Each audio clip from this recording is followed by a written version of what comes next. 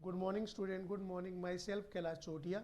मेरा नाम कैलाश चोटिया है। जैसा कि बच्चों आप मेरे से परिचित हैं और जो हमारा रघुनाथ स्कूल जो रतनगढ़ का सबसे बेस्ट स्कूल है, सबसे अच्छा स्कूल है, सबसे फेमस स्कूल है, उसकी ओर से आपको घर बैठे ऑनलाइन क्लासेज उपलब्ध करवाई जा रही है। उन ऑनलाइन क्लासेज में मैं कक्षा 12 में आपको पॉलिटिकल साइंस या राजनीति विज्ञान है वो पढ़ा रहा हूँ। जैसा कि बच्चों आपको पता है, पॉलिटिकल साइंस का जो द्वितीय भाग है उसकी जो चौथी इकाई, उसका जो अंतिम अध्याय है वो संयुक्त राष्ट्र संगठन, उसके कार्य और शक्तियों से संबंधित है। अभी तक हमने संयुक्त राष्ट्र संघ के महासभा के बारे में पढ़ा है, तो एक बार हम उसका पुनः मूल्यांकन करेंगे और इसके बाद में आज हम सुरक्षा परिषद के बारे में पढ़ेंगे। तो महासभा को संयुक्त राष्ट्र संघ की व्यवस्थापिका भी कहा जाता है। इसका कार्य और कार्यक्षेत्र बहुत बड़ा है, विस्तृत है, विशाल है। उन्हें 5 श्रेणियों में विभाजित किया जा सकता है। जैसा बच्चों मैंने आपको कल बताया था, एक बार हम उसको पुनः एक बार फिर पढ़ रहे हैं। तो उसको 5 श्रेणियों में कौन कौन सी श्रेणी है बेटा? अंतर्राष्ट्रीय शांति और सुरक्षा से संबंधित मामलों पर। दुनिया में अंतर्राष्ट्रीय शांति और दुनिया में कहीं भी दो देशों के बीच में टकराव होते हैं जिससे दुनिया की सुरक्षा है वो खतरे में पड़ जाती है, उससे संबंधित जितने भी मामले होते हैं उन पर ये विचार विमर्श करती है। दूसरा है निरीक्षण कार्य। संयुक्त राष्ट्र संघ की जो महासभा है वो निरीक्षण का कार्य, जांच का कार्य वो भी करती है। तीसरा, बजट पास करना। संयुक्त राष्ट्र संघ का जो बजट होता है, वार्षिक बजट होता है, उसे पास करने का काम भी महासभा करती है। जैसे आपको पता है संसद का वित्त पर नियंत्रण होता है, उसी प्रकार संयुक्त राष्ट्र संघ रूपी जो संस्था है, उस संस्था का की संसद के रूप में महासभा काम करती है और बजट है वो पारित करती है। नंबर 4, चुनाव संबंधी कार्य। नए सदस्यों, पुराने सदस्यों का चयन या अन्य जो भी कार्य है, चुनाव संबंधी कार्य है, वो महासभा करती है। 5वां, यूएनओ चार्टर में संशोधन। यूनाइटेड नेशन ऑर्गेनाइजेशन जिसकी स्थापना 24 अक्टूबर 1945 को हुई और प्रतिवर्ष 24 अक्टूबर को हम यूएनओ डे बनाते हैं। तो उसके चार्टर में संशोधन, उसके संविधान में संशोधन। जैसा मैंने आपको बच्चों बताया था, संयुक्त राष्ट्र संघ, जो संयुक्त राष्ट्र संघ है उसके चार्टर में 111 अनुच्छेद है। देखो लिखा हुआ ना, 111 अनुच्छेद हैं, 111 आर्टिकल। तो उनमें संशोधन का कार्य भी है वो संयुक्त राष्ट्र संघ की महासभा द्वारा किया जाता है। अब हम महासभा के संगठन के बारे में पढ़ेंगे। जो मैंने आपको कल बता दिया था उसको हम एक सरसरी तौर पर एक बार पुनः देखेंगे। महासभा एक तरीके से मैंने आपको कहा है संयुक्त राष्ट्र संघ का एक तरीके से व्यवस्थापिका है, एक तरीके से संसद है, एक तरीके से व्यवस्थापिका संसद या विधायिका का काम करती है और इसके अपने अपने नियम है, कायदे हैं, कानून है। महासभा एक ऐसा अंग है जिसमें, क्योंकि दुनिया के सारे सदस्य वो संयुक्त राष्ट्र संघ के सदस्य होते हैं और संयुक्त राष्ट्र संघ के सदस्य होने के नाते महासभा के सदस्य होते हैं, इसलिए यहाँ तो न तो कोई मेजबान होता है और न ही कोई मेहमान होता है। महासभा 1 वर्ष के लिए अपना सभापति चुनती है, 1 वर्ष के लिए अपना अध्यक्ष या सभापति चुनती है और वह भी उसकी व्यक्तिगत योग्यता के आधार पर होता है बेटा। उसे गोपनीय मत द्वारा चुना जाता है।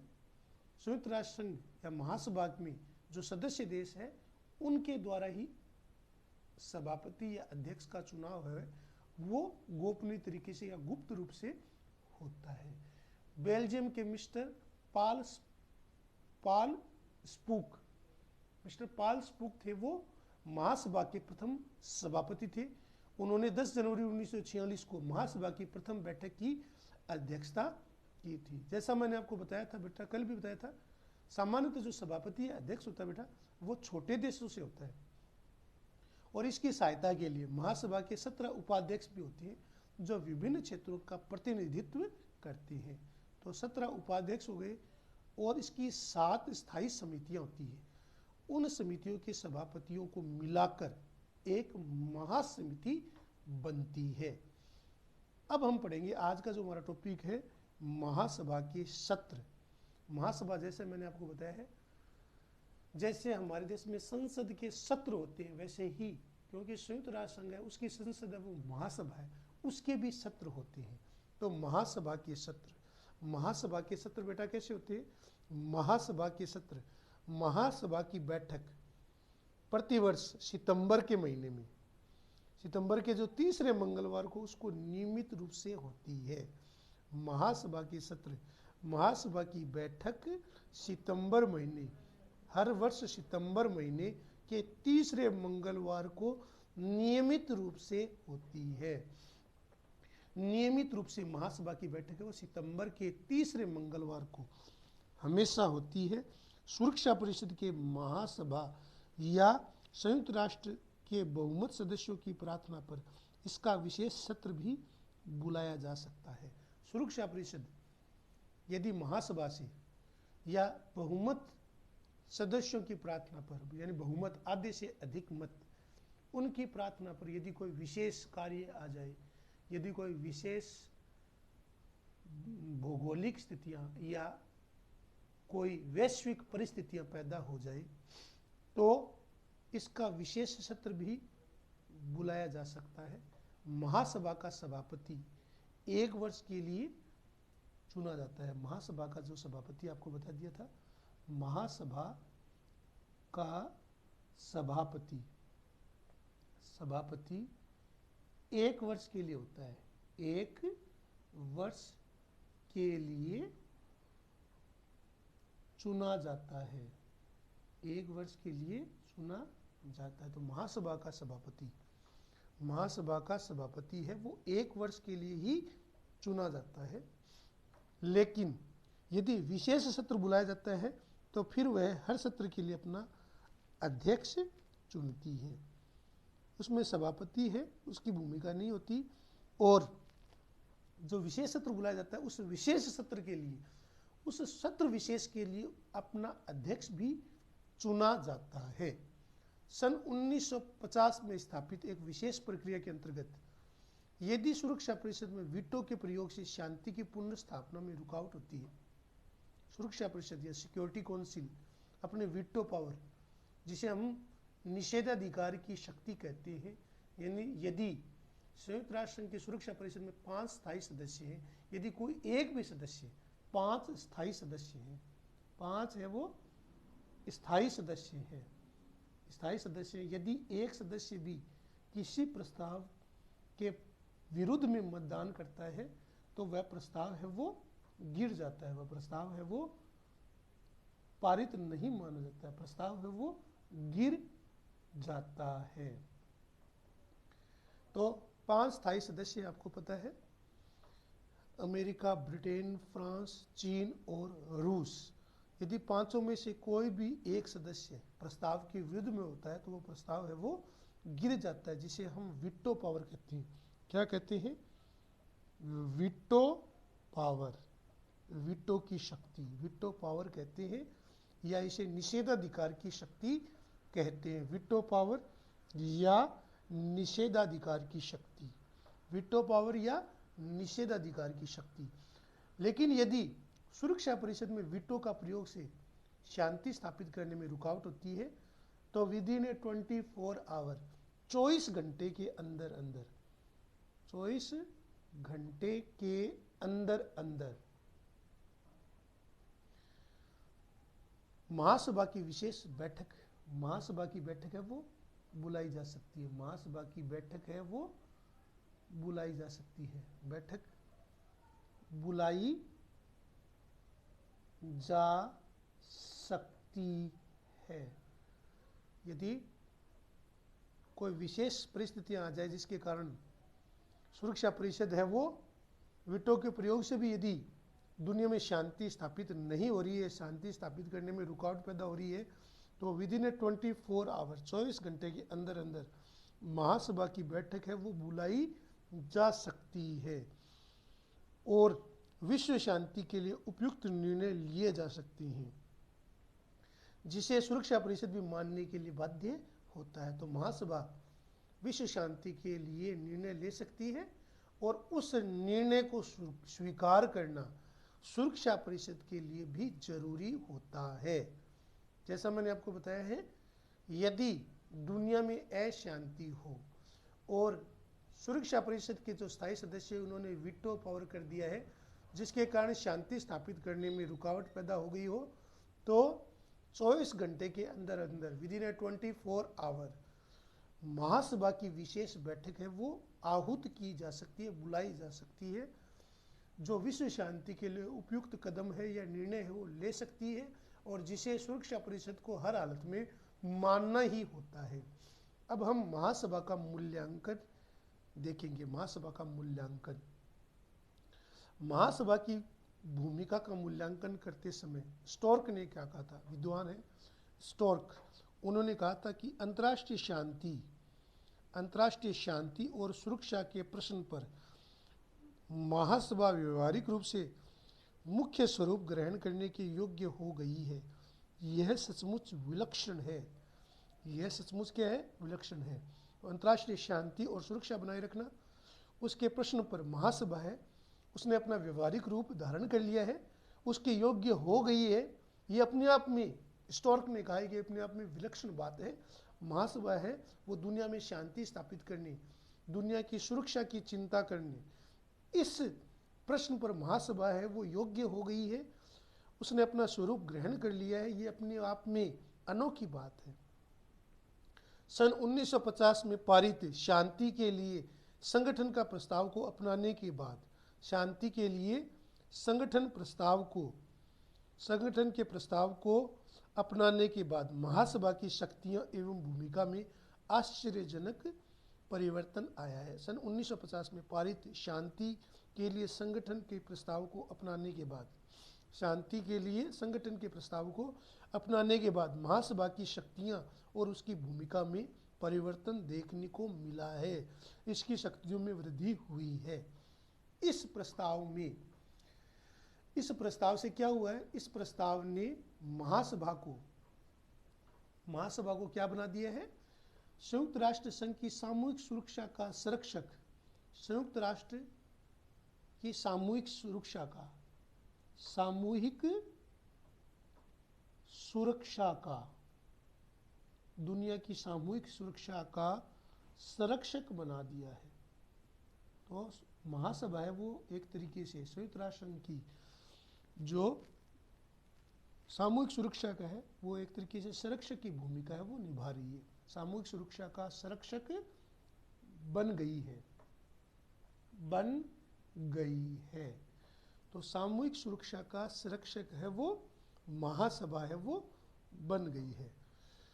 इस प्रस्ताव में लिखा है कि यदि सुरक्षा परिषद अंतर्राष्ट्रीय शांति को खतरा होने पर, यदि दुनिया में शांति व्यवस्था को गड़बड़ हो गई है, दुनिया में शांति है उसके लिए खतरा पैदा हो गया है, या दुनिया में शांति भंग होने और आक्रमण जैसी स्थिति पैदा हो गई है, या दुनिया में शांति है, दुनिया में पीस है, और पीस को किसी प्रकार का खतरा हो गया है, या किसी एक देश द्वारा दूसरे देश पर आक्रमण करने जैसी स्थिति पैदा हो गई है, तो और दुनिया में शांति व्यवस्था स्थापित करने में असफल हो गई है, तो महासभा अपने सदस्यों से उचित सिफारिश करने के लिए, महासभा है वो अपने सदस्यों से उचित सिफारिश करने के लिए इस मामले को एकदम अपने हाथ में ले लेगी, ताकि वे सामूहिक प्रयास कर सके और दुनिया में शांति और व्यवस्था की पुनर्स्थापना की जा सके और युद्ध के खतरे को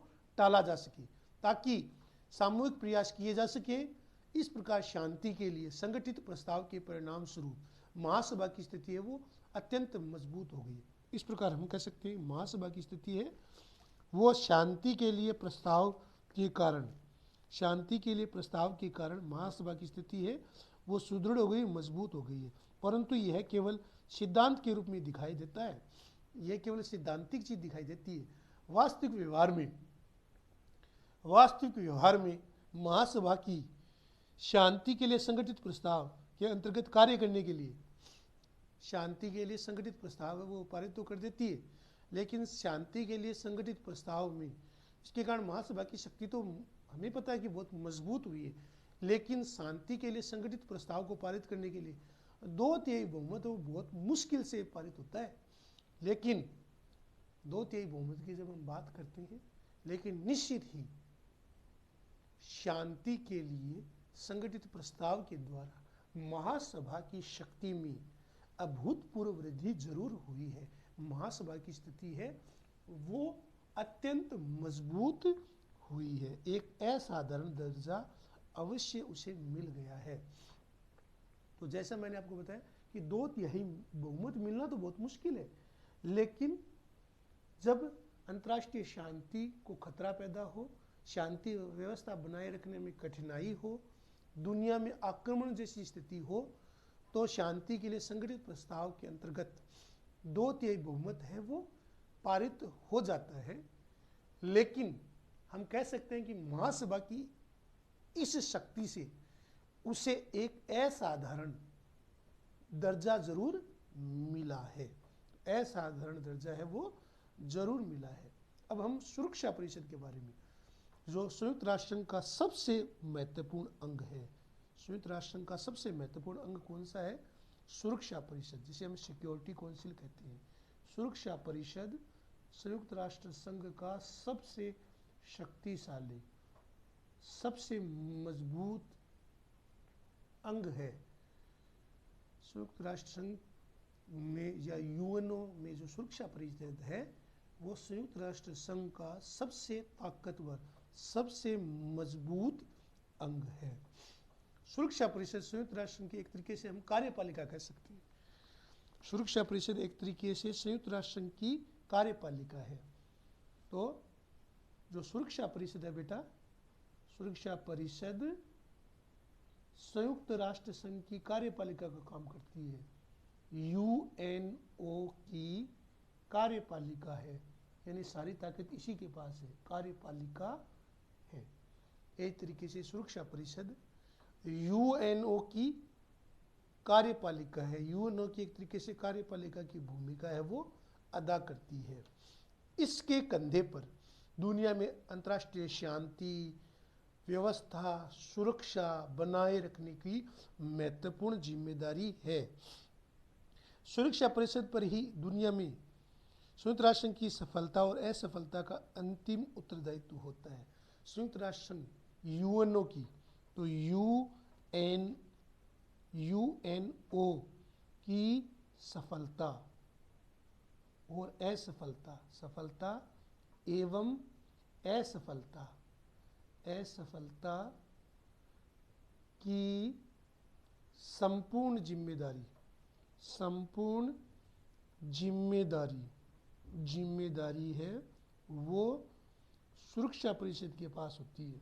सुरक्षा परिषद के पास होती है। सुरक्षा परिषद के पास ही दुनिया में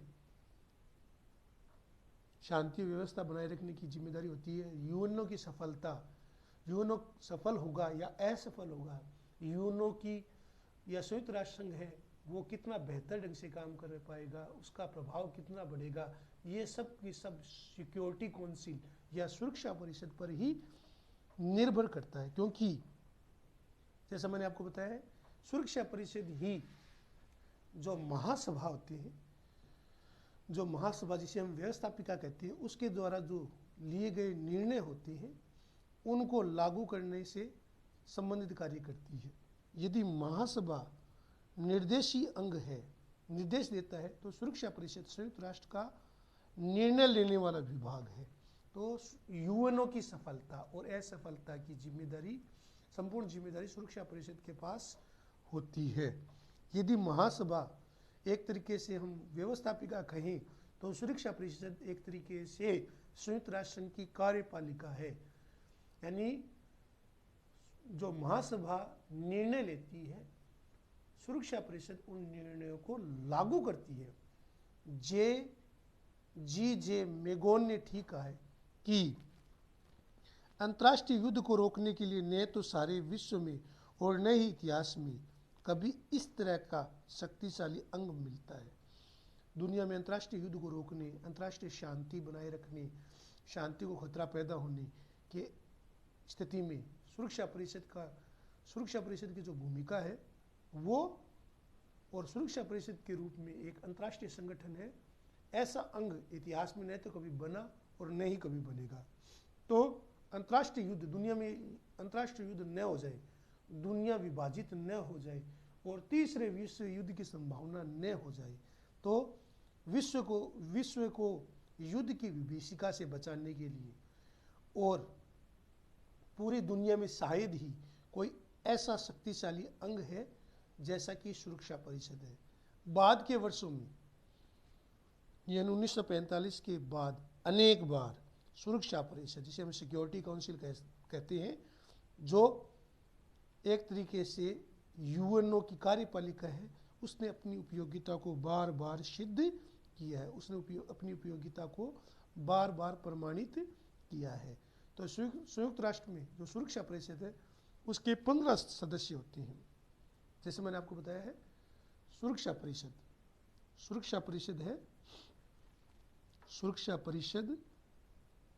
में 15 सदस्य होते हैं, 15 सदस्य देश होते हैं, 15 सदस्य देश हैं, जिनमें 5 तो बेटा मैंने आपको बताया था, 5 है वो स्थायी है, अमेरिका, ब्रिटेन, फ्रांस, रूस और चीन, 5 स्थायी सदस्य हैं, और 10 है वो अस्थायी है। 10 सदस्य क्या है? अस्थायी है, जिन्हें 2 वर्ष के लिए महासभा द्वारा अस्थायी रूप से चुना जाता है। 10 अस्थायी सदस्य जिन्हें 2 वर्ष के लिए महासभा द्वारा अस्थायी रूप से चुना जाता है। तो सुरक्षा परिषद संयुक्त राष्ट्र संघ के 15 सदस्य होते हैं। 15 सदस्य देश हैं, चीन, फ्रांस, अमेरिका, रूस और ब्रिटेन 5 स्थायी सदस्य हैं, और जो 10 अस्थायी सदस्य हैं उनको 2 वर्ष के लिए महासभा है वो चुनती है। तो सुरक्षा परिषद में मैंने आपको बताया है 15 सदस्य होते हैं, जिसमें 5 सदस्य वो स्थायी है, जो 1900 जब से संयुक्त राष्ट्र संघ का जन्म हुआ तभी से वो बने हुए अमेरिका, ब्रिटेन, फ्रांस, रूस और चीन, और 10 अस्थायी सदस्य, 10 है वो अस्थायी सदस्य हैं, जिन्हें 2 वर्ष के लिए महासभा द्वारा चुना जाता है, और भारत ने कई बार सुरक्षा परिषद में जो स्थायी सदस्य हैं उनके विस्तार को लेकर अपनी बात है वो, अपनी मांग है उठाई है, क्योंकि भारत दुनिया का सबसे बड़ा लोकतंत्र है, भारत दुनिया में दूसरी आबादी वाला देश है, भारत में सफल प्रजातंत्र है, भारत एक उभरती हुई आर्थिक महाशक्ति है, भारत है वो एक सैन्य शक्ति के रूप में उसने अपनी प्रतिष्ठा को हासिल किया है। तो ऐसे अनेक कारण हैं जिससे भारत जैसे देश है वो भी स्थायी सदस्यता के लिए अपना दावा प्रस्तुत करते हैं, और वो भी स्थायी सदस्य है वो बन सकते हैं यदि 500 स्थायी सदस्यों में कोई सदस्य वीटो न करे। और हमने देखा कि बार बार चीन ने स्थायी सदस्यता बनने के इस दावे को उसने वीटो के द्वारा नकारा है, क्योंकि चीन नहीं चाहता कि दक्षिण एशिया में उसका कोई प्रतियोगी हो, प्रतिद्वंदी हो, क्योंकि चीन भारत के लोकतंत्र से चिढ़ता है।